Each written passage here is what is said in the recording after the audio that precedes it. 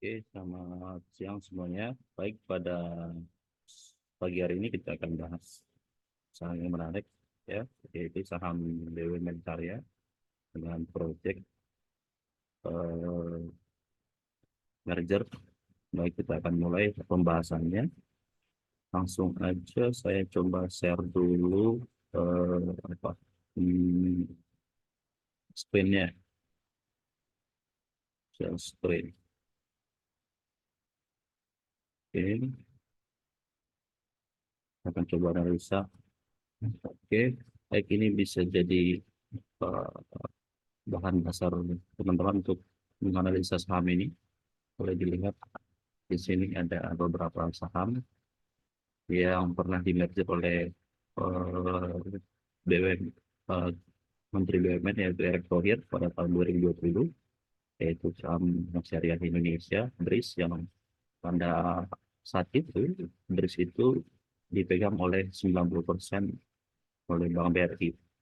Nah, kita bisa lihat kenaikannya dari titik terendah itu adalah hampir naik 39 kali dari harga terendahnya, yaitu 121, naik ke 3.980. Nah, ini perlu butuh waktu 12 bulan. Ya, sudah hitung 12 bulan. Nah, apa kaitannya dengan merger BUMN di tahun 2024? Nah, karena orang yang memerger itu sama, yaitu Erick Thohir, dan katanya mergernya akan dilaksanakan September atau Oktober sebelum pergantian presiden. Ya, kita akan lihat dulu, ini mau analisa saya. Kalau salah, ya kemungkinan besar meleset, ya ditanggung oleh penonton masing-masing, ya. Oke, baik, ini analisa saya. Jadi coba kita lihat di sini pergerakannya. Ini ada PTPP. PTPP ini sekarang sudah naik lebih dari hampir 100% dari titik terendahnya, yaitu 272. Tapi menariknya di sini masih akumulasi, masih pada bulan Juli dan bulan Agustus 2024 ini masih akumulasi. Nah, kemudian untuk tadi juga sama, masih akumulasi 2 bulan terakhir ini. Kemudian yang menarik adalah Wika yang didorong masuk ke MCSI. Nah, di sini akumulasi. Nah, yang menarik di sini ada broker BK yang sudah mengakumulasi sekitar 6 juta lot saham konsumsi ini. Oke, baik. Nah, di sini saya mau menganalisa kira-kira apa pemikiran Bandar, apa yang akan dilakukan Bandar. Menurut saya itu sama, yaitu dia akan mengumpulkan barang, kemudian akan menjual di harga tinggi. Nah, analisa saya itu PTPP itu akan membeli eh, sekitar PTPP akan membeli sekitar 80% atau 90% dari saham Bika.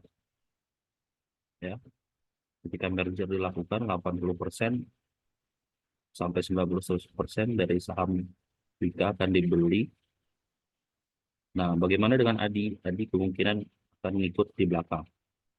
Nah, ketika di merger dia akan membeli, mungkin proses mergernya ini sudah 2 bulan akumulasi, mungkin finalnya bisa selesai di 2025, karena butuh waktu agak lama, yaitu sekitar, kalau BRIS itu sekitar 12 bulan atau 10 bulan, ya, untuk merger prosesnya. Jadi ini mungkin waktunya sama, karena orang yang memerger juga sama.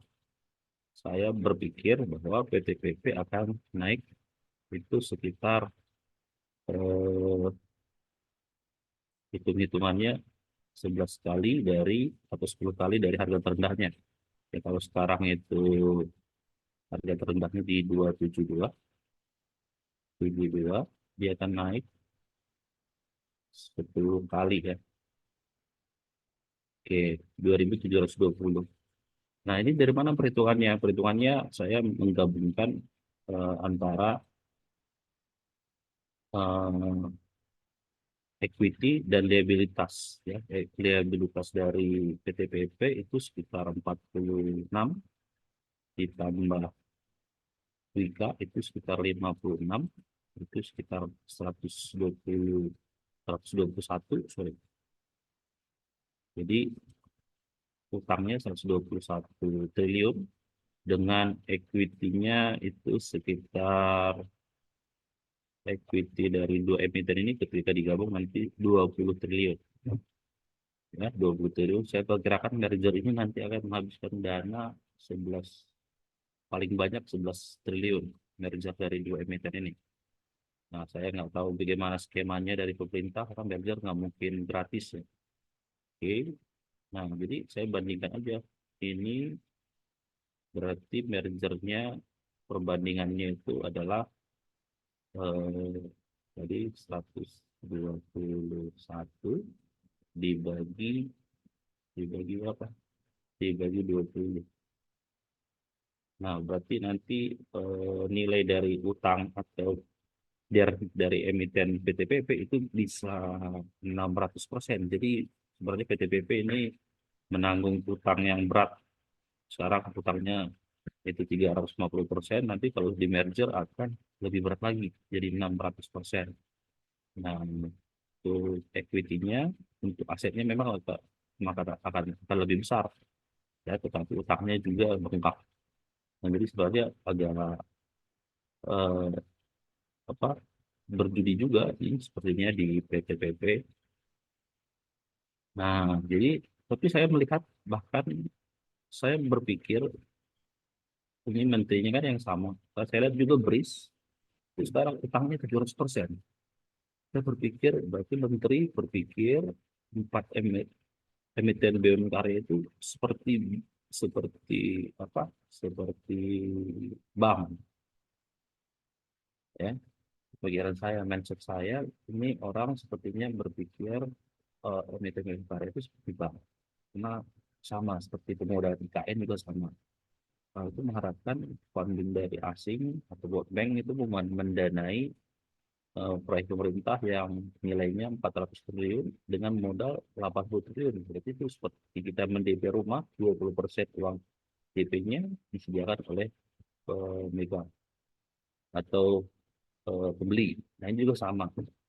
Saya melihat pemikirannya. Jadi saya menganalisanya berdasarkan pemikiran bandar ya, bukan dari chart teknikal atau dari fundamental. Nah, jadi saya perkirakan ini akan naik sampai, si PTPP akan naik sampai 2.700, tapi mungkin di 2000 mungkin nanti dia akan mulai jualan nanti Bang Daryl. Nah, ini saya akan melihat karena akumulasinya akan terlihat cukup besar ya, sama seperti tahun 2021 dan tahun 2023. Oke, itu aja untuk kira-kira analisa saya untuk saham ini. Selamat siang teman-teman.